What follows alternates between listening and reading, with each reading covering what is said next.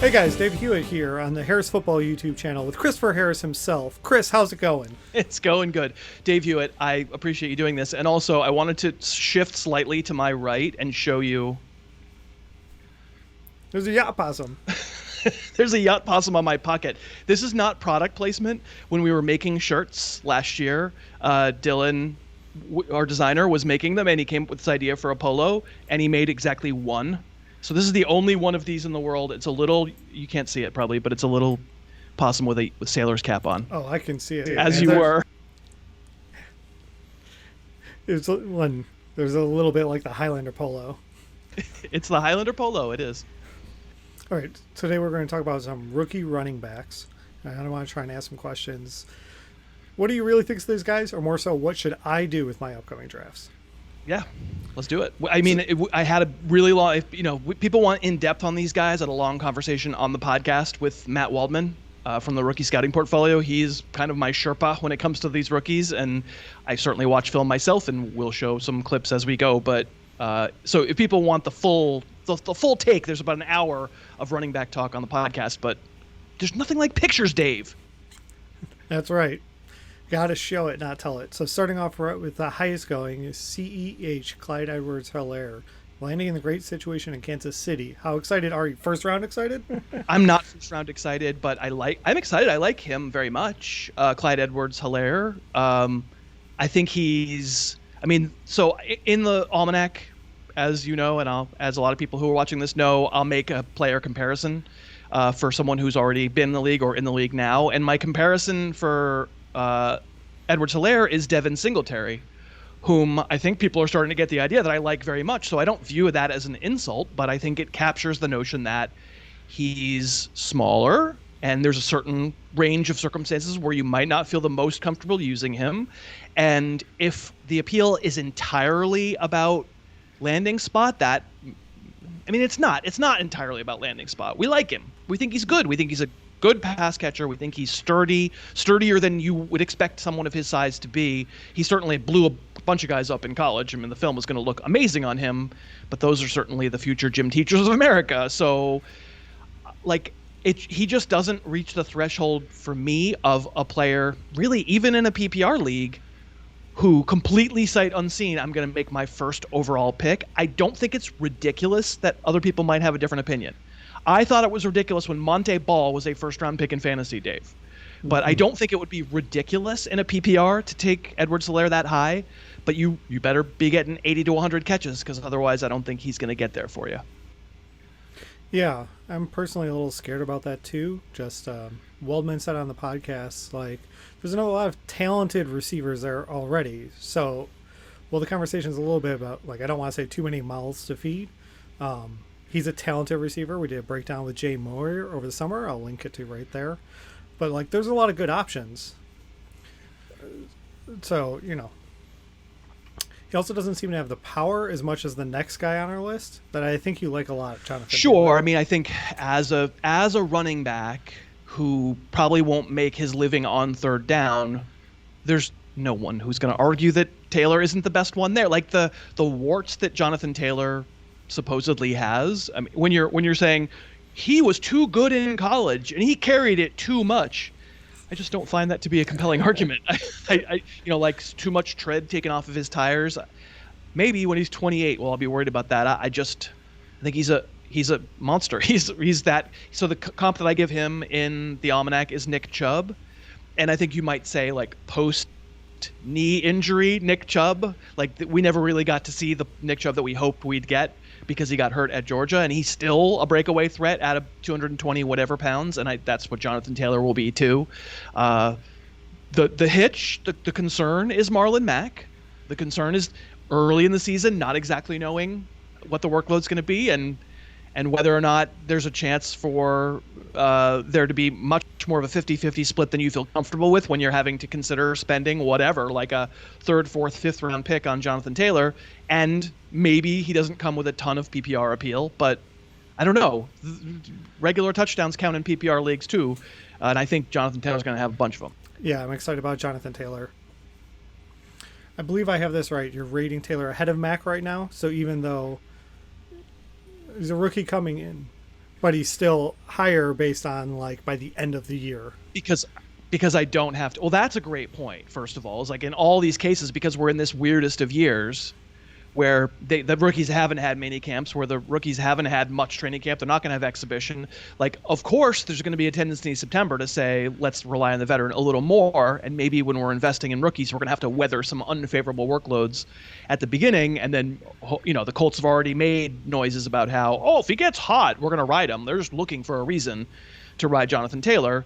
But also, I'll just say the difference between Edwards-Helaire and Taylor in terms of why I would be okay with the rookie sight unseen is that guess what I'm not having to spend on Jonathan Taylor, right? If you don't have to spend the first rounder, you probably are spending a starting type pick. If in a lucky situation, maybe it's a flex type pick, but it's a risk I'm willing to take. Would you want to try and get both, do you think? You have them rated 23 and Mac 30. Would you want to try and lock up the whole situation? I know it's not the normal style. Yeah, I mean, I don't know if it's necessarily a must handcuff, and you are kind of, at some point, if you get them both, you're almost hoping for an injury from one of them, because then, if you're almost paying a starting price for Mac, and you are roughly paying, it depends on the league, obviously, but you're probably paying a starting price for Taylor. So do you really want your first alternate as a running back to be someone who's on the same team as what? Yeah, like maybe it works. That Colts offensive line should be really good, and maybe the offense is good. I wouldn't consider it a must. I would say I would rather have Mac be like the value pick as opposed to getting him at his ADP. Right. We've got more rookie running backs to talk about, but first we want to talk about something else that's good with feet. Thursday boots. Oh, Thursday boots. These are 5-year-old boots. And they're great. They're still really fantastic. I have I think I have 3 pairs in Los Angeles. I think I have 3 other pairs in Massachusetts. One of them is they're actually like sort of dress shoes. They're awesome. The dress shoes are awesome. Thursday boots are just awesome, Dave. I don't know if you've heard. I would love it if folks would check out thursdayboots.com/harrisfootball. They look, as you can see, they look like fashion boots, but they are incredibly durable. They're made in manufacturing facilities that make the really high durability boots that you would be using when you work or whatever. And they're just a great sponsor. They have been for about 5 years now. That's why I have 5-year-old boots from them. Yeah, your 5-year-old boots look just as nice as my brand new boots. It's pretty impressive. They do. They do. So free shipping, free returns, thursdayboots.com/harrisfootball. It really does help if you support the sponsors, because that's how we can do this channel. It pays to have this happen. We're a going concern, and that's how if people are using the sponsors, then we get to keep making videos. Thank you to Thursday Boots for sponsoring, and now back to rookie running backs. Next on our rookie running back list, we have DeAndre Swift, who landed with the Detroit Lions. We did a video on Swift as well. In fact, I edited that one. I'll put the link right here if you want to check it out. How are you feeling about Swift? I was kind of excited about him before he landed in Detroit. Yeah, he's an interesting dude. Like, I viewed these running back prospects, and it's a good running back class. We always thought it was going to be a very contributing running back class right away. And I always viewed it as a top 3. I viewed it as Taylor and Swift were part of that, and we'll get to the other guy who's in it momentarily. And I viewed that as sort of a top 3.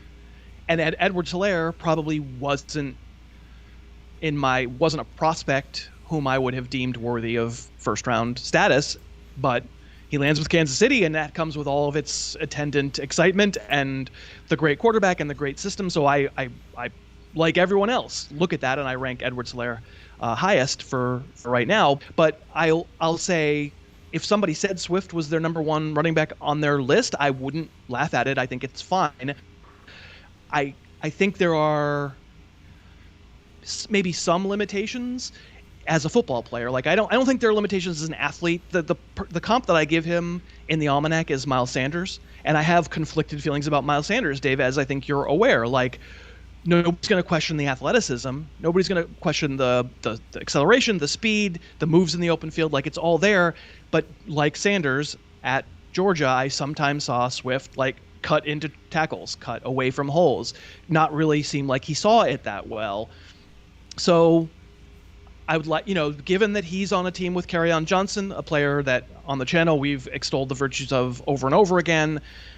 We all know Carrion Johnson's not a great bet to stay healthy, but it's a weird year to have a rookie come in and supplant someone we think is as good as we think Carrion Johnson is. So I think for this year, I may be a little more lukewarm than I expected on Swift. All right, that makes sense.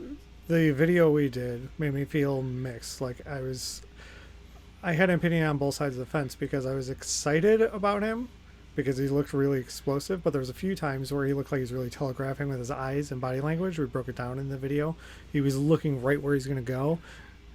And the defensive lineman picked that up. And if college was picking up on that, it feels like he might really learn that lesson hard in the pro stage. Yeah, and Jay did those videos for us, and Jay knows college football better than I do, so I take my cues from him as well. All right, next on the list, we've got Cam Akers, who landed with the Rams. This is a guy I don't have a big opinion about. It might be about his situation.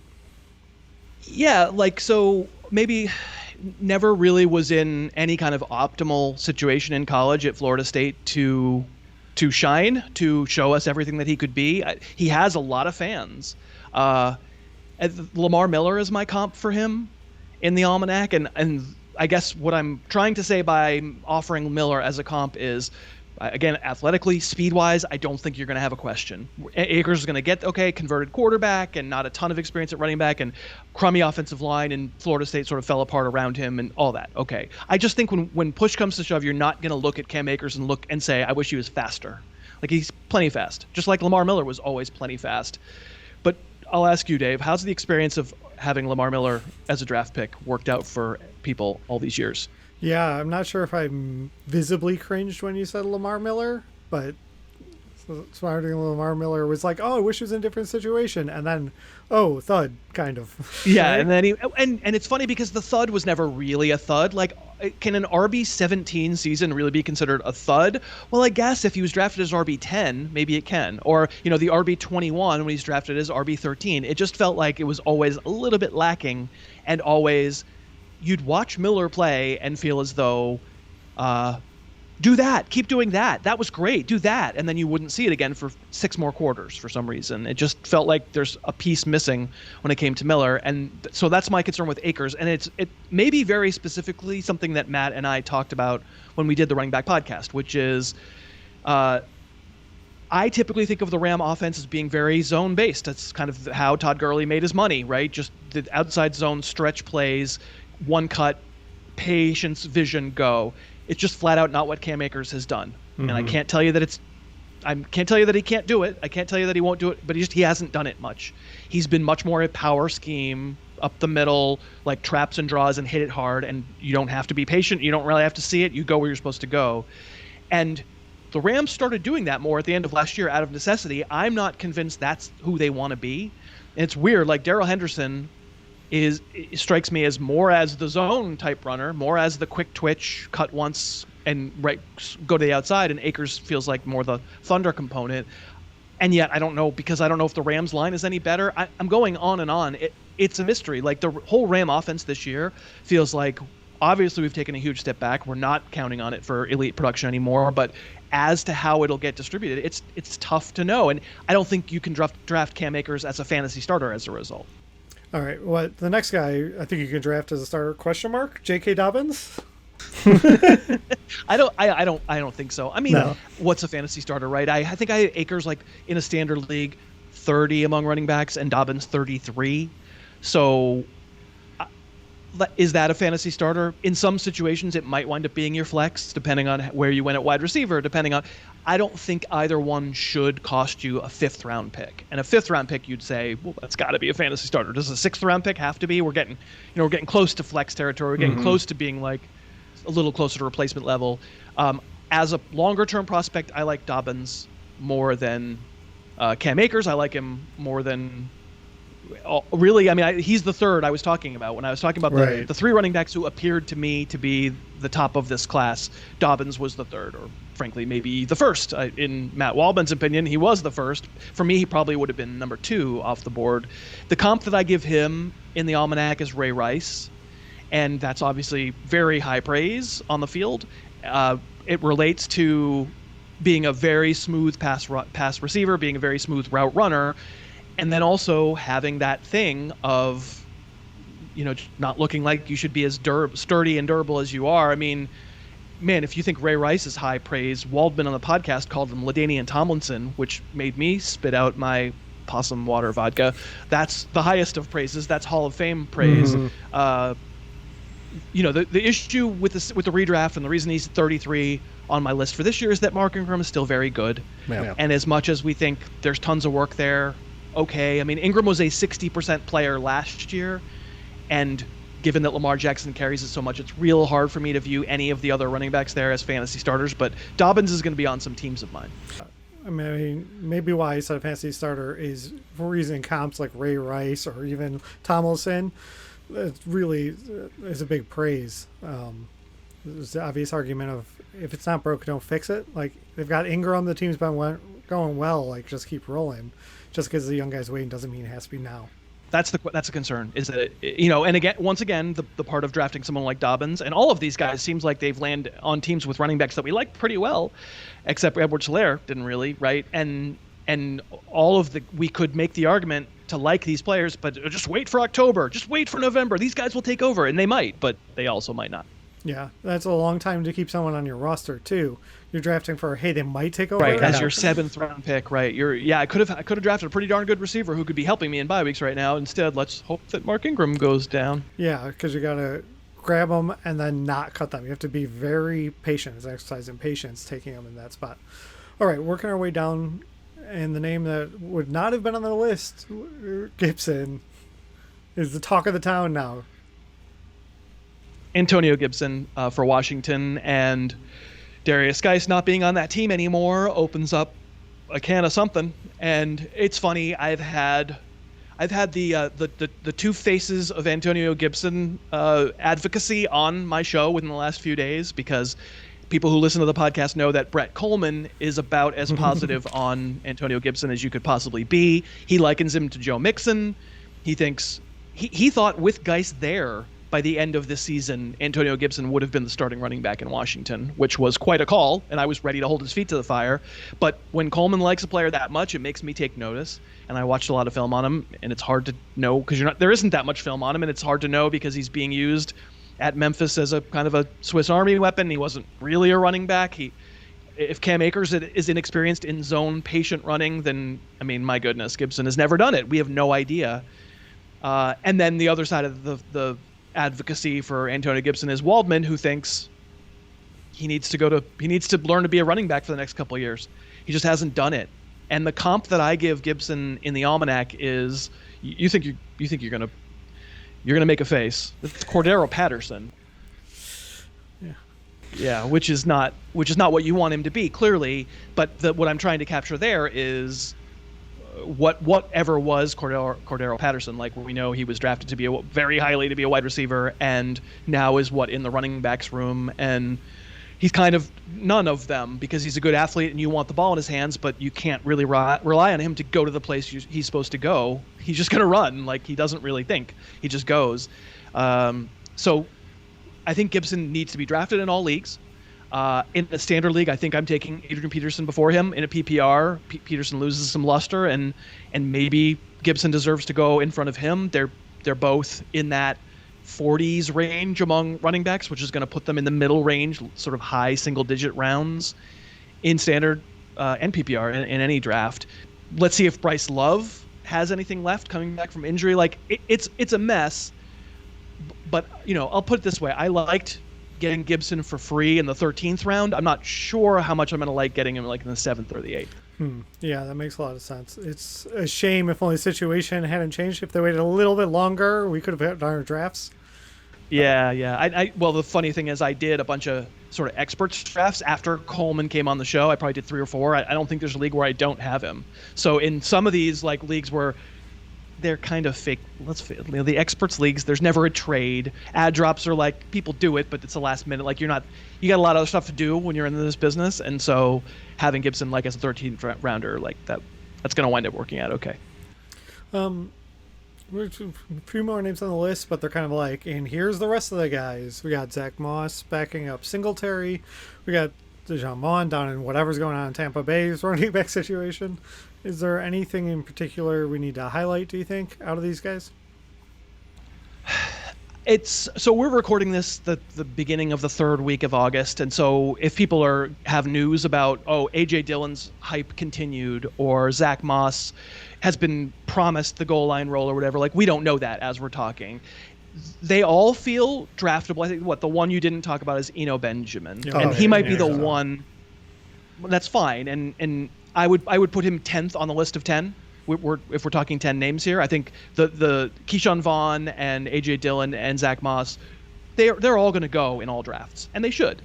They have a hard path to starting on fantasy teams anytime soon. They are the ones who feel like, boy, if you're taking them, you just gotta stash them. You just gotta salt them away. Let's see how things go. Aaron Jones gets hurt. AJ Dillon starts looking better. It's going to be tough for me to advocate. I know that Frank Gore got all the work inside the 5-yard line last year, and therefore I'm positive week 1 I can start Zack Moss with the chance to get a goal line touchdown. It's probably not the way it's going to work for a while. September is going to be like the red shirt month for some of these lesser athletes at running back. But if I was going to pick out of the group, I mean, the one I have the highest rated is Moss, and maybe that's wrong. Maybe it should be Dillon. Maybe by the time people watch this, the end of August, I'll have made that switch because Dillon certainly has some heat. If you can call getting likened to Eddie Lacy heat, okay. But I mean, at least he was a real pro, and I liken him more to LeGarrette Blount in the Almanac. But I know that other folks think more of AJ Dillon. I'd say I would probably find myself most likely to take a chance late rounds. We're talking double-digit rounds on those two guys, but I also don't feel like it's a year where it's obligatory because it might take so long for them to develop. Okay. Well, that's good to know because this helps inform Dynasty links because I don't cover this detail. Now I got it. Now I'm ready for my draft. All right, everybody. Thanks for watching, and thanks Thursday Boots. Please like and subscribe. Thanks so much for watching. Please, please, please smash that like button. Write a comment, tell us who else you'd like to see us review film on, and of course, best of all, please subscribe to our channel and then click that little bell above the subscribe button and you'll be notified whenever we post a new video.